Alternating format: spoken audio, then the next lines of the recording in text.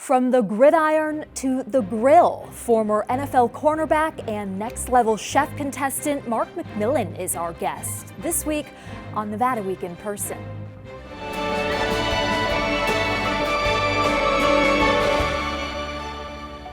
Support for Nevada Week in Person is provided by Senator William H. Hernstat.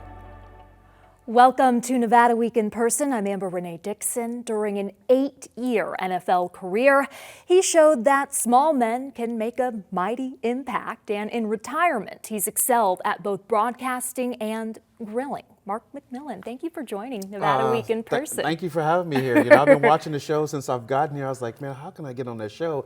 And here I am. I'm on the show. You manifested it. I manifested it, so thank you for having me.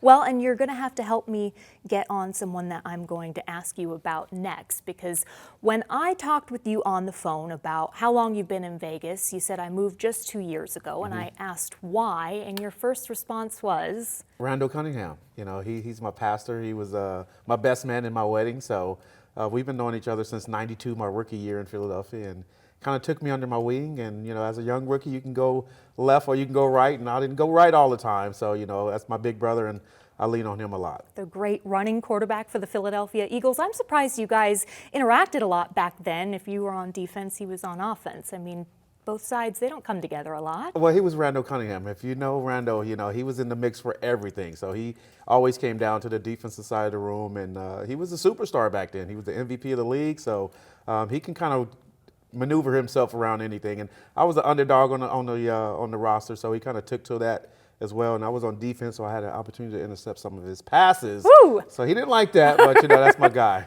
His influence on you, what has it been? What does it continue to be? He's like a big brother to me. Obviously my big brother is in California, but Randall is here. I can pick up the phone, or I can drive down to the church, which is a 2-minute drive from my house, and sit down and chop it up, have lunch, and just hang out and just talk about football, talk about life. You mentioned California, so your real brother is in California, where you're from, LA. And your story, wow, it's inspirational. But to tell it, we got to go all the way back to when you were 10 years old. Mm-hmm. What happened then? When I went out for the team, the Pop Warner team, I was actually cut from the Pop Warner team. And, a lot of people don't know that. I was the Bobby Boucher water boy before the movie actually came out. So they said I was too small, but I ended up being on the trophy it says athletic trainer. And I always use that as an inspiration. I put it on my mom's TV. So every time I watch TV, I look at that trophy, and it just gave me a little extra drive to, go out there and be a better person, try to be a better athlete. I wasn't gaining any weight, so I just was the water boy, and I probably was the best water boy in the country back then. I was still fast. I was making sure the guys get the water on time and everything, so it worked out good for me. Even back then, though, what was it that was in you that said, okay, if I don't make it, I'm going to still be a part of it in this role? My grandparents taught me, whatever you do, go 100%. Whether you cleaning up or taking out trash, be the best you can be at anything that you do. So said if I'm going to be the water boy or the athletic trainer, as I said, I'm going to be the best guy out there. And, it kind of fed off the players, and, they got a kick out of it as well. But it was just an opportunity for me to get off the streets of LA and still be able to be around my guys. How long were you the water boy for? I was the water boy the whole year. And after that, they asked me to come back the next year, to try out. But I didn't go out and try out. I just ran the streets and played rough, tough football back in the day with the guys in the park. So then you end up playing your first real game when? My senior year of high school. That's amazing. Yeah, it's a crazy story. I didn't play in junior high, freshman, sophomore, junior in high school. So I actually ran track my senior year, and the guy's like, hey, why don't you come out for the football team? And my mom was like, we don't have money to go to college, so you better figure out some way to get a scholarship so you can go to school for free. So end up going out for the football team. I was a bench rider. I didn't expect to do anything special. And the guy that was in front of me, Kenny Furness, I still remember his name, is a really good player. He had a ton of scholarship offers, and he actually tore his knee up in the game. So I was the next guy up, and all of 140 pounds soaking wet. I was scared. How tall were you back then? Probably the same height. Okay. I don't think I grew 5'7", too much. all right. So, I was probably like 5'6", maybe my senior year in high school, and we had a really good team. A lot of guys got scholarship offers off that team, and I didn't get any scholarship offers or anything, but I ran track and, went on to junior college from there. And in junior college, you played football. Your performance there earning you a scholarship to Alabama. Yeah, I know. It's crazy. I grew up in LA, so I was a huge USC fan.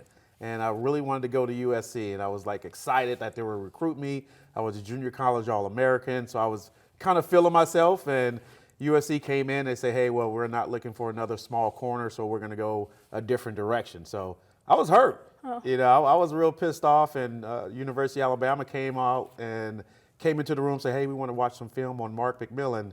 And me and my coach are sitting there like, these guys are like 200, 300 pounds at Alabama. And I'm like, I'm 145. And there's like, yeah, Mark McMillian. I was like, well, I'm him. And they're like, well, we'd like to see some film and offer you a visit to come to our school in Tuscaloosa. So took my visit, and I was sold. And, once I got there, I said, Coach, I'm coming to the school. And it was Coach Bill Curry was the guy that recruited me. And by the time I got there, he was fired. Oh. It was a weird story. He never beat Auburn, so that's the big rivalry. So I get off the plane from LAX to land in Tuscaloosa, and there was like, everybody's crying. I was like, what's going on? I was like, I just talked to the coach last night. He was excited for me to come. I was like, he got fired this morning. So by the time I got there, I didn't have any coach. Okay, but then you got a really good head coach. On your website, Grillin' with McMillian, you're quick to mention that you played under Gene Stallings. What kind of impact did he have on you? A huge impact. Still to this day, he invites all the guys down to his ranch in Texas. Like I said on the phone, he had like heart attacks, strokes, Yeah. but he still has like 100 cattle. He has hundreds of acres of land. He's cutting the grass every morning.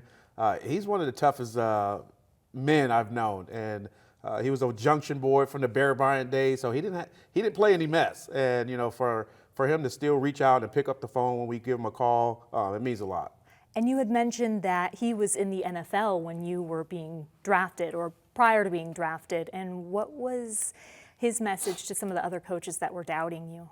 I can't say that on this interview. Okay. This is a friendly show, but he said some things that really showed me that he really cared. He said some four-letter words to a lot of scouts and GMs that said I was too small to make the team or get drafted into the NFL. And he coached at the Cowboys. He was at Texas A&M. He was the head coach for the Cardinals back in the day. So he knew what it took to be in the NFL, and playing under a coach that coached at that level.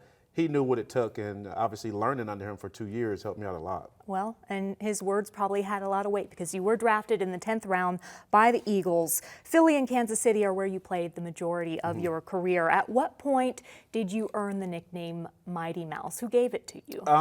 It started as Mighty Mac in Philadelphia, Okay. obviously, short for McMillian. And then when I got to Kansas City, Andre Rison was there. He was dubbed Spider-Man. And Derek Thomas got arrested, so he was named the Falcon. And so there's like, man, you got to come up with a name. It's like, well, you already got the mighty part. So why don't you just add a little Mighty Mouse to it? And obviously the Chiefs colors kind of matches Mighty Mouse's uniform from the cartoon days. And they kind of stuck with it. The fans, gravitated to it. And seeing little kids, in Mighty Mouse costumes on Sunday was like, it was crazy. So it was great. It was fun. Now today, everybody says it's either Grillin' McMillian or Mighty Mouse. And at 5'7", you certainly earned that nickname. Is there a moment from your career that you look back on and think, wow, that was awesome? Just being drafted. Really? Getting Not a that. particular play or record? No, because I wasn't supposed to get drafted, and back then ESPN finally started getting the ticker underneath the TV screen, and I saw my name go under the screen, and I was like, and then the phone rings in my dorm, and they say, hey, this is Philadelphia Eagles, we want to draft you. I thought somebody was pulling a prank, so I hung up the phone. And I look at the ticker again, I see my name come by with the Eagles, and the guy calls back, and he said, hey, this is such and such coach, we want to draft you for the Philadelphia Eagles. I was like, oh, I'm sorry, something happened to the phone. My boys was playing a prank on me, so, after that, just getting off the plane and walking to the locker room with, Randall Cunningham, Reggie White, Eric Allen, some of the great guys that I've had an opportunity to play for. That was my highlight.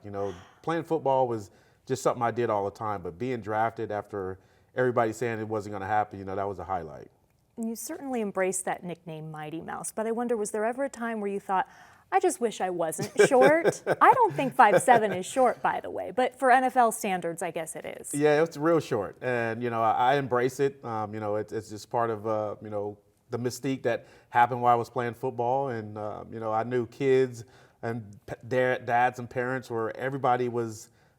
It was must-see TV. If I was a guy and I saw a guy at 5'7" playing a sport that wasn't supposed to be out there, I want to see for myself. So I think that what kind of gravitated a lot of kids wearing those Mighty Mouse costumes, and some of the dads were even in the stands wearing Mighty Mouse costumes. So that's so cool. That was pretty cool. So. And the status that you earned for your stature, you went on to share on a TV program with Randall Cunningham. It was called Little Big Men, and you highlighted players in the NFL and their plays if they were 5'9" and shorter, 5'9", right? Yeah. That's so cool. You continue broadcasting now, working on 8 News now. You're about to start your second season as a Raiders analyst.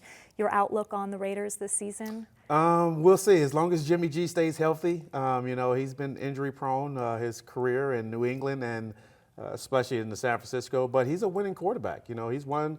He's took his team to the Super Bowl. I know a lot of people are kind of down on him, but it's hard to get to the Super Bowl. I never made it to the Super Bowl, so for him to get his team to the Super Bowl is something that guys dream about. And as long as he stays healthy, get Josh some money, get him back in camp, and I think he'll sign his deal. You got one of the best receivers in the league with Devontae Adams. They got some really good You're weapons. Talking all offense, no defense. Well, defense. They picked up Marcus Peters, who came from Baltimore, who's a very good player. He's doing really good in practice. He's getting a lot of interceptions. He's a veteran of the game. You have one of the best defensive ends in the game, Max Crosby, who, in my opinion, is probably top 3 in the league. This guy really gets after it. Chandler Jones seemed like 50 or 60 pounds, so he's looking real lean and mean. So hopefully he can add a little depth to the chart as well. So picked up some free agents from Philadelphia as well at the safety position. So they got some pieces around them. It's all about, if they can come together at the particular time. Peak at the right time. Because it's a tough division. You mentioned that you never made the Super Bowl, but you sort of did in a weird way this last Super Bowl when you were on Next Level Chef. It came on right after the Super Bowl in which both teams, you were on those teams, played in that Super Bowl. When things like that come together, what do you think? The perfect storm. I know, like I said, when they cast us for the show, that was kind of the conversation. It's like, what if the Eagles and the Chiefs end up in the Super Bowl and the show airs right after the Super Bowl? So that would be like the perfect storm for the intro for the show. And it actually happened. And, I know a lot of people's like, who are you going to root for? Of course I was rooting for the Eagles because they drafted me. They took an opportunity on me first. And Kansas City had a chance back when I got drafted. They said I was too small, but it worked out really well. And, hopefully they can get back here in Vegas, the same 2 teams and made the best team win. But I'm still pulling for my Eagles. I want my Eagles to win. All right. We are running out of time, unfortunately, so I want to make sure we get in your work with St. Jude's Ranch and Evil Pie. What is that collaboration? It's a great partnership that I have with Evil Pie. We did one a couple of months ago with the Nathan Allison Hospice Center. We raised some money for them. Now we had a partnership with St. Jude's Children's Ranch. Christine was gracious enough to have me and my wife visit the ranch and just learning about the story and what they do for these kids and these parents. And the slice of pizza that you made. The slice of pizza, it's a barbecue brisket pizza that's using my McMillian sweet heat barbecue sauce that actually just sold out. Oh, congratulations on that. A $7 slice, $1 goes to St. Jude's. Mark McMillian, Grillin' McMillian, thank you for joining Nevada Week in person. And to see more interviews like this, go to vegaspbs.org/Nevada Week.